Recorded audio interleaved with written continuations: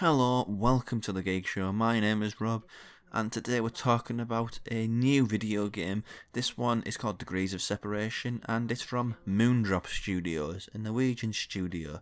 Now, I want to just mention that before, and why that's important before I really get into what this game is and how it plays and what I think of it and whatnot. And it's an issue of representation. Now, a lot of people are dissatisfied with the AAA market, but the reason why I am, among any other reasons, is representation. The representation is an issue that's affecting all sorts of media right now. You look at Hollywood and the furore that they had pre-2018 Oscars about representing black and actors and people of colour, and the reaction to that. That is a thing which video games could always do better at, and movies could always do better at. Representation in this is why it's interesting, is more an issue of where things are from. I mean, in video games there's a very small number of AAA developers who have a very big slice of the pie, and they're always from the same sort of areas, your San Franciscos, your Torontos, Londons, places like that. Now, that's fine, but there's a whole world out there with their stories to tell and their unique spins on things. This one is from a Norwegian studio, and even as the game begins, there's a title card for the Norwegian Film Institute. I believe maybe last year or the year before, I did a review of a game from China as well, which wasn't the best game in the world, but it was very of its own type, and I was interested by that. It was fantastic. So seeing more of a wide variety of games coming from a wide variety of sources in video games can only make it a richer, more interesting world to take part in and games to play. So, with that out of the way, what is Degrees of Separation?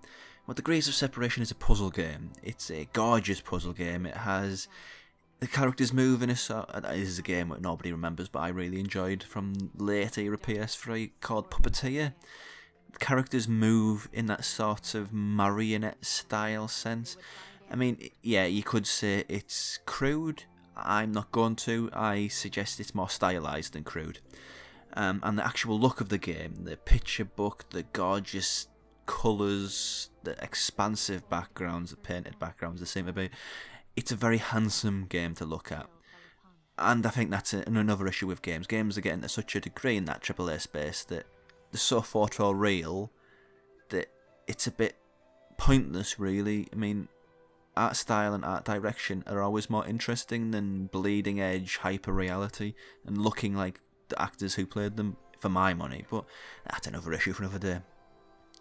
Basic point is, Degrees of Separation, gorgeous. And what it is, I played this single player, but it is a co-op game. It's going to be better co-op, obviously, because there's certain points in the game where I hit a brick wall because I couldn't do it on my own. It requires two characters in perpetual motion rather than me doing what I'm doing here. The reason why the blue character is, well, let's get the name of the characters. Ember is the name of the red character, and Rime is the name of the blue character. I'll get into what happens in the story in a moment. But yes, they follow each other. You press a button and they follow one another. So you can, it looks like both characters are moving at the same time, even though that's what's happened. So you have to solve puzzles, you have to negotiate the world. They can't exist in the same plane of existence. Both wake up in their own respective kingdoms. Nobody's there, so they head out to see what's what, and eventually they run into each other. They can't occupy the same space as the gameplay is showing, so they just sort of follow each other and see where the lay of the land takes them. Any sort of contextualization and any sort of story is filled in by a narrator who you'll see like subtitles pop up at the bottom of the screen every now and again, and she reads out sort of folkloric Scandinavian tales. This is a folkloric Scandinavian tale. I mean, the art direction alone sells that fact. And as I was mentioning earlier, sort of the idea of representation and different stories from different parts of the world, this is all golden for me.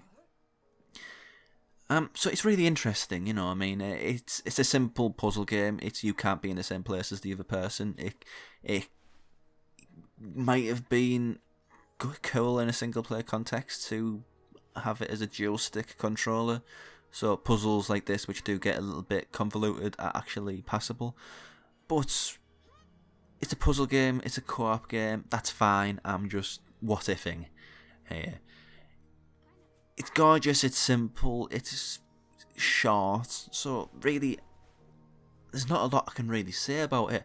It's more interesting for me as it exercise in mechanics. I mean, that line in the middle which rotates regarding to where you move and where the other character is interesting and very robust, which for a game built around basically a single mechanic is very important. So there's nothing really to complain about. It's fun, it's challenging, it's simple and complex without being hand-holdy, if that makes sense. You're never at a loss what to do. But yeah, it's an intriguing game, is Degrees of Separation. I'm glad I played it. It's a nice little discovery. It's what I like to think of as a Sunday afternoon game. It's fine having those big bombastic games which have hundreds of millions of dollars of budget, which you spend months upon months on. But sometimes you just want to you just want to play a game, and you don't want it to be overly complicated. You don't want it to be too demanding, but you do want some sort of idea of challenge. And for me, a Degrees of Separation represents, there's that word again, that aspect of the gaming world and the gaming community very well. And it is out on PlayStation 4. It's out on other consoles too. I played the PlayStation 4. That's all that matters for me right now.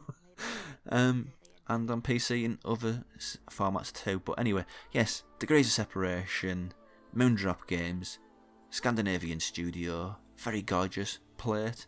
Thanks for watching. I've been Rob.